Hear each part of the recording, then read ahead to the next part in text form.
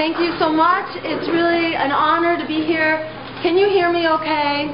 Yeah. Okay, all right, great. So my campaign began a couple weeks ago at a college in the Midwest, basically, and we started there because it's the commitment of our campaign that really young people are what this election is really all about. You're what our future is all about. Your leadership is really important, not just for the future, but for right now. Because it's in your hands, really, where we go. And also, it falls on you, the mistakes that have been made and the policies that have been made in the prior generation. So we're looking at an economy right now that doesn't have a whole lot of jobs for you, as you may know. When students are coming out of college, it's a real problem finding jobs. The issue of the cost of higher education and the cost of college is a very serious one. It's our feeling that college should be available without cost, because high school education has been free. Throughout the 20th century, we knew you needed a high school degree in order to get a good job, in order to have security. But the reality is now in the 21st century, you pretty much need post-high school education, whether it's 2 years of a professional or a trade school, or whether it's actually college or university. You need that. And why should you have to go into debt in order to get that college degree? So our campaign feels it's one of the main pieces of our platform that college education should be available by right to every student in America. A right to a tuition-free education. That should be yours. Likewise, we feel that the debt that students are coming out of college with is it's immoral, it's unforgivable, and it's inexcusable. You may know that the banks needed a big bailout, right? And the banks got trillions of dollars overnight. The U.S. government made available a lot of money. Some people put it at $16 trillion. I mean, it's just a staggering, inconceivable amount of money that was made available to bail out the banks so that they would be okay after they crashed the economy, right? It was really recklessness and greed on the part of the banks, and they did some fraudulent things with the mortgage deals that crashed the economy. And we bailed them out. So how about students who undertook these loans because you thought, well, not yet you, but the classes ahead of you thought that you were going to get good jobs when you came out, so they took loans, and now it's really hard to pay those loans back. So people are being forced to pay whatever salary they can come up with on low-wage jobs if they have them, going out into the future for 20, 40 years trying to pay back these outrageous debts.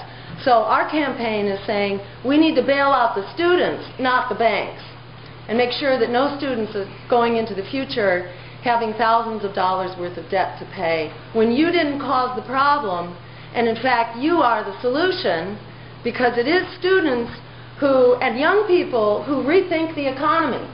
You know, that's where the real vision and the real engine of change comes from. It's the younger generation. So for you to be hobbled by debt is absolutely unforgivable. So that's a second major piece of our platform.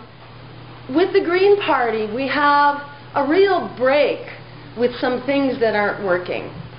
Some things that especially aren't working for the younger generation. You may have heard the word economic justice, right? That rings a bell. So economic justice means an economy that works for everybody. In the Green Party, we're also starting to talk about, well, you've heard about environmental justice. Does that ring a bell? Things like that, you know, climate change or air pollution or water pollution, you know, fall very hard, particularly on the poor and low-income communities. So we think everybody has a right to a healthy, clean, stable environment. But we've also started to talk about another kind of justice in the Green Party. We talk about generational justice, justice to the younger generation. Because where the economy is broken, the burden is now falling on young people, where the unemployment rates are 2 and 3 times higher than what they are among the general population. And this is just inexcusable that the young people who really have to be the driver of the future and the imagination of the new economy and the new future and what our communities are going to look like going into the challenges ahead, that we need to think about justice for the younger generation. And that means ensuring that there are jobs, ensuring that you have affordable college for free and you're not coming out of college with debt, making sure that you have an environment and a climate that's healthy and sustainable and that supports a strong economy, that you have good, healthy food to rely on, that you don't have to worry about food insecurity. Hearing that there's some psychology students in the group here, I want to just mention my own background and how I got involved. And I'll tell you, if you're involved and aware, you're way ahead of me. Because it took me till about age 40 till I realized that I had a stake in the game and that I couldn't afford to sit it out. So I went through the first 40 years of my life just kind of taking care of my own business. And I went to medical school. I'm trained as a doctor. I've worked as a clinical doctor for decades. And what changed my mind about getting involved was seeing that a lot of people were getting sick and had asthma and had learning disabilities and were getting cancer and depression and things like that. And I realized as a doctor that it didn't used to be that way. We didn't used to have those diseases, especially among young people, that something was going on. And then we had the whole thing with the obesity epidemic and diabetes, too. And it really just kept driving home that we got a lot of health problems that we don't need to have. And a lot of those health problems are being inflicted on young people who have these diseases. They used to be diseases of 60-year-olds, and now they keep climbing down the age spectrum to where now they're diseases of teenagers and sometimes even pre-teenagers. So as a doctor, I started getting really disturbed about that, and I felt like I was just being asked to give people pills and push them out the door and go back to the very things that were making them sick, like a sick food system, a transportation system that makes it hard in many dense urban areas, at least, to ride your bike or to feel safe on the streets, community violence and poverty, things like that that we know are real drivers of these problems. And we spend, do you know how much money we spend trying to fix those health problems? We know that actually the statistics are that about 75% of every healthcare dollar is being spent on diseases that are preventable very cheaply. And how do we prevent them? This, in a nutshell, is how everything could actually work out. There is a win-win solution that kind of holistically solves a whole bunch of problems at the same time. So here it is in a nutshell, and this is basically part of our platform too. We have a jobs crisis right now, a real unemployment crisis, and the Democrats and the Republicans have really not been able to fix it. The unemployment rate is around 9%. There are about 25 million people, a lot of people who don't have jobs, especially among recent graduates. And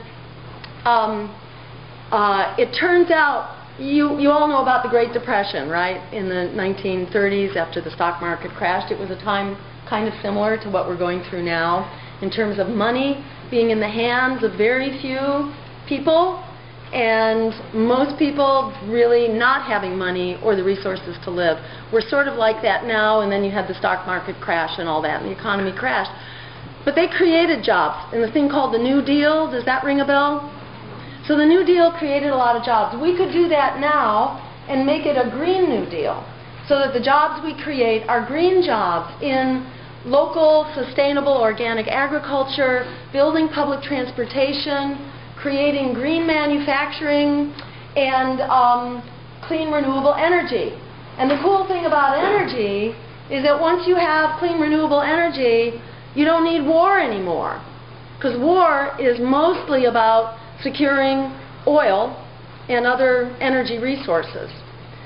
So once you don't need the war, then guess what? You have hundreds of billions of dollars coming into back into the budget, and you don't have to send our troops into foreign soil to put their lives at risk and to wreak havoc, largely on civilians, in countries around the world. So it's a win-win solution, what we call the Green New Deal. It creates jobs, it greens the environment, it protects us against climate change, because then we don't need any more oil and coal and all that stuff. We can do just fine with clean renewable energy that we produce here. We fix the climate problem, we fix the economic problem, and the other thing is that we also fix the health problem. And let me give you one example. In Cuba, Cuba used to depend on the Soviet Union, the old Soviet Union, for its energy. And it was very oil dependent. And when the Soviet Union broke up, overnight, Cuba had to give up its oil supply. Is this a story you've heard? Does this ring bells at all? A few of you. Okay. So overnight, Cuba had this emergency. They no longer had support from the Soviet Union. They no longer had cheap oil. So what do you think happened? First, their economy crashed. Their GDP fell like 80%. Guess what else happened? They couldn't drive cars. They didn't have oil to drive cars. They didn't have oil to run their tractors. So their agriculture went into crisis overnight. They did not have food through the modern industrial food system anymore. So an incredible crisis, especially in food and in transportation. So what happened? They had to start farming the only way that they could, which was organic farming. They couldn't afford the pesticides either, and the fertilizers and all those other things you need for industrial agriculture. They couldn't afford any of it. It's all derived from oil, and they didn't have it. So overnight, they basically converted to a green economy. What do you think happened to their health in the midst of this poverty, economic stress, psychological stress? You would have thought their health would have crashed. But it was exactly the opposite, because suddenly they didn't have air pollution anymore. They didn't have cars in the street so they could walk and bike where they wanted to go, and they had to eat this healthy, local, organic diet. Their death rate from diabetes crashed. It went down 50% overnight. Their death rate from heart disease went down 35% overnight. Their death rate from strokes went down 30%. And their overall mortality went down 20%. So it was like their health suddenly got better because they greened their economy, which was good for their environment. It was also good for their health. And if we were to green our economy, it would do the same thing, and it would be good for our health and for our budget. So the bottom line is that there are serious problems we're facing, but we actually have solutions for them, and they're not rocket science. And they're not expensive, because Cuba's health improved drastically. We spend $1 trillion every year as government and another $1 trillion as citizens and consumers on this sick care system we have, which ignores how we can create health within our communities, which is basically by greening them. So we spend a lot of money without even being able to achieve those results that could be achieved for $0, actually. Just by greening our economy, we can also vastly improve our health. So with that, I actually want to open this up to your comments and your questions. I should emphasize also part of our policy is bringing the troops home, that the war is actually, the many wars in the Great War for oil is not making us more secure. We spend an enormous amount of money that really robs our schools, it robs our budgets, it robs our environment, our health care, our housing. We're spending that money on war. That war is not making us more secure. It's just breeding the injustices internationally that contribute to the war on terror and to international conflict. There are much more constructive ways that we can contribute to international security through international law and diplomacy, largely, and playing a constructive role, not always knee-jerking to a military role. We have bases in over 100 countries around the world, and generally it's not appreciated by the countries in which we have occupying forces. So there are ways we can bring the money back, support our needs here at home, ensure that you have jobs to look forward to, that you have a college education that will be guaranteed, and you don't have to, put your life on hock, and become an indentured servant to these really steep loans in order to afford a college education. It should be yours by right. And, with that, I want to invite you to find out more about our campaign. My website is just my name, jillstein.org. And if you are of voting age, that's great. If you're not yet, you talk to a lot of people who are of voting age. And because the future is yours, and the mistakes that have been made by the corporate political parties, the Democrats and Republicans who've gotten us into the mess we're in, because it falls on your shoulders, you have incredible moral authority to help direct the rest of society on the route forward. You really do have that moral authority to not just be voters, not just be supporters, but to be leaders in our political future starting right now. And so I invite you to find out more about the campaign, find out more about the issues, and to participate. We have a very active youth wing of our campaign. We have groups on a variety of college campuses, and I hope soon high school campuses as well, that are really sort of the engines for our grassroots campaign. And one thing to remember going into a campaign like this, you know how much money they're going to be spending to buy TV advertising and buy public opinion? Any guesses how much money? I mean, it's just staggering. It's on the order of $5 billion, some say more. I mean, it's absolutely enormous amount of money that will be spent on basically political propaganda. So it's really important for us to be out there on Facebook. You know how powerful youth on Facebook are? I mean, you know what you just did in Egypt and in Tunisia. You brought down dictators that had been entrenched for 40 years that nobody else could do anything about. And young people got out there on Facebook and took them down overnight. So you have enormous power for having a fresh vision and for having been on the short end of the stick. You are on the receiving end of what corporate politics has done to our economy, our education system, our planet, and world peace. So you have incredible moral authority, and I think you also have incredible vision and imagination, which is what it's going to take to turn this around and create a world that works for all of us. If it doesn't work for the young people of today, it doesn't work for any of us. So you really kind of set the standard, and the world is watching.